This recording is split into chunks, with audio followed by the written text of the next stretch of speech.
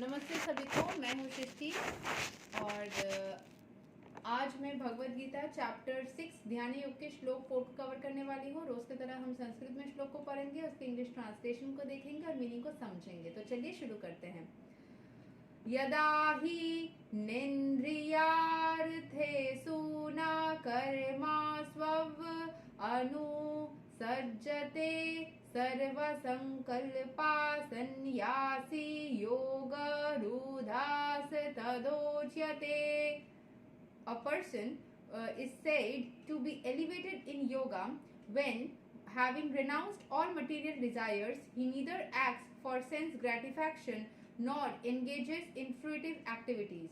So जो इंसान कोई भी तरीके के फ्रूटिव एक्टिविटीज में खुद को एंगेज नहीं करते, जो मटेरियल डिजायर्स से खुद को दूर रखते हैं, वो हमेशा ही ऊपर मतलब वो हमेशा ही एक ईश्वर से कनेक्टेड रहते हैं। ठीक है, मतलब आपको मटेरियल डिजायर्स से पहले पहले दूर रहने में तकलीफ होगी, बाद में वो आपकी नेचर बन जाएंगी, that will become your characteristic feature. ठीक है, सो यहाँ के एक्सप्लेनेशन को समझ लेते हैं। When a person is fully engaged in the transcendental loving service of the Lord, he is pleased in himself and thus he is no longer engaged in sense gratification or in fruitive activities. मतलब जब कोई ईश्वर से बहुत प्यार करता है, वो खुद से भी प्यार करने लग जाता है, वो खुद से संतुष्ट रहता है, उसको अकेलेपन से डर नहीं लगता, उसको अकेलेपन से मतलब वो अकेला फील नहीं करता। जब वो खुद अकेला खुद के साथ में रहता है ना, वो खुद के साथ में टाइम स्पेंड करना उसको अच्छा लगता है, वो एक्स्ट्रा कैरिकुलर एक्टिविटी सीखने लगता है, अपने काम को लेकर बिजी रहता है, वो खुद के हॉबीज को टाइम देता है, मतलब वो खुद के साथ में एंजॉय करने लग जाते हैं। उसको बाहरी दुनिया की जो पब्स में जाना, पार्टी में जाना, लोगों में गॉसिप करना, ये सब चीजें उसको अच्छा नहीं लगता, उसको मन ही नहीं करता। इनिशियली जब आप स्पिरिचुअल कॉन्शियसनेस में आ रहे हो, तब अगर आपके अंदर ये सारी चीजें है तो फिर थोड़ा वक्त लग सकता है, लेकिन धीरे धीरे वो नेचुरली होगा, आपको जबरदस्ती करने की जरूरत नहीं है, वो नेचुरली होगा। So otherwise one must be engaged in sense gratification, since one cannot live without engagement, क्योंकि किसी न किसी के साथ में बातें करने के बिना वो रह नहीं सकते, किसी से मतलब दूर वो रह नहीं सकते। जनरली इंसानी नेचर ही ऐसी है कि वो सोशल होते हैं। बस स्पिरिचुअलिटी फॉलो करने के बाद इसलिए साधु संत अकेले किसी जंगल में या कहीं अकेले किसी जगह पे आराम से क्यों साधना करने लगते हैं, या कि कैसे साधना कर पाते, क्योंकि उनको वो अकेलापन अच्छा लगता है, उनको उस टाइम पे अकेले खुद के साथ में टाइम स्पेंड करना अच्छा लगता है, वो नेचुरली हो जाता है। जो इंसान स्पिरिचुअलिटी के उस लेवल तक नहीं गया है, उसको लग सकता है कि ये सब क्या बोला जा रहा है, लेकिन ये सच में होता है। Okay, without Krishna consciousness, one must be always seeking self-centered और extended selfish activities. मतलब खुद के साथ रहते रहते वो selfish बन जाता है अगर वो ईश्वर को याद ना करे। लेकिन जब आप कृष्ण कॉन्शियसनेस में रहोगे, वो आपको बाकी लोगों की परवाह भी होगी, लेकिन आप खुद के साथ में संतुष्ट भी रहोगे। आप किसी के पास अगर किसी के साथ में ना टाइम स्पेंड कर पाओ तो उससे आपको दुख भी नहीं होगी, और खुद के साथ में हमेशा रहने के लिए आप सेल्फिश भी नहीं होंगे। आप सबके साथ भी हैप्पी रहोगे, अकेले भी हैप्पी रहोगे, मस्त मलंग जैसे। But a Krishna conscious person can do everything for the satisfaction of Krishna and thereby be perfectly detached from self gratification. So वो कृष्ण कॉन्शियसनेस में जो इंसान रहता है, वो ईश्वर की भावना में ईश्वर की खुशी के लिए कुछ भी कर सकता है, एंड वो किसी भी चीज में मतलब उसको कोई एक्सपेक्टेशंस नहीं होती, वो डिटैच हो जाता है। ठीक है, One who has no such realization must mechanically try to escape material desires. जिसको ये सारे feelings नहीं जनरेट हो रहे, उसको mechanically कोशिश कर सकता है, वो must mechanically try, वो try कर सकते हैं material desire से भागने का, before being elevated to the top rung of the yoga ladder. सबसे ऊपर तक पहुंचने के लिए इनिशियली स्टार्ट तो करना पड़ेगा ना, तो इनिशियली स्टार्ट करने के लिए वो जबरदस्ती खुद को दूर रखने की मेटेरियल डिजायर से प्रैक्टिस कर सकता है। इनिशियली जैसे मैंने बोला तकलीफ होगी।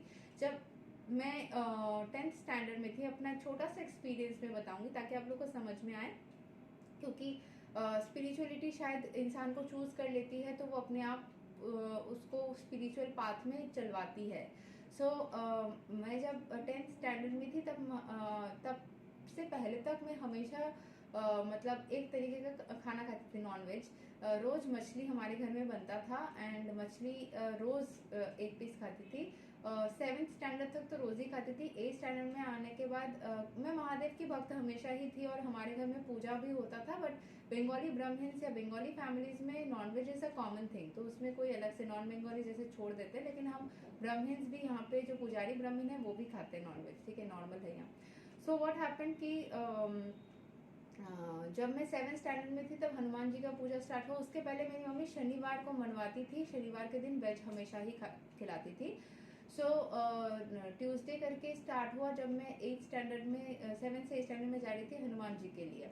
उसके बाद धीरे धीरे ये दिन वो दिन करते करते फिर मैं 10th में जाने के बाद कुछ ऐसा पूजा किया हम लोगों ने जिसमें 40 दिन वेज खाना था।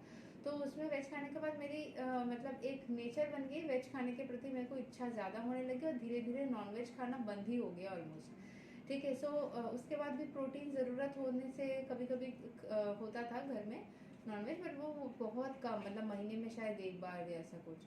सो मतलब ये नेचुरल, तो उस टाइम पे ना कहीं पे मैंने पढ़ा था, वहाँ बोला गया था कि आप अपने कैसे प्रैक्टिस कर सकते हो विल पावर को स्ट्रॉन्ग करने का, या फिर अपने अंदर के उस जो लालसा ग्रीडीनेस है उसको छुड़वाने का कैसे आप कर सकते हो, कि अपने खाने पीने से ही ज़्यादा इस चीज़ को प्रैक्टिस किया जा सकता है इनिशियली, क्योंकि खाना पीना बेसिक नीड होती है, उसी में से प्रैक्टिस ईजी होती है। अभी तो इलेक्ट्रॉनिक डिवाइसेस है, बट जब ये रूल्स बनाई गई थी बहुत साल पहले तब नहीं थी, इसीलिए वो लोग खाना पीने से ही करते थे। अभी तो अपने फेवरेट ऐप में मत जाओ, अपने फेवरेट गेम्स को ना खेलो, ये सब करवाया जाता है साथ में। एनीवेज, सो जो बोला गया था कि अपना फेवरेट फूड, मान लीजिए आपके सामने कोई खा रहा हो या फिर आप उसके शॉप से बगल से जा रहे हो लेकिन आपको खाना नहीं है किसी को देखते हुए भी, तो मैं जब 15 साल की उम्र में थी तब मेरे को ये चीज़ पता चला था।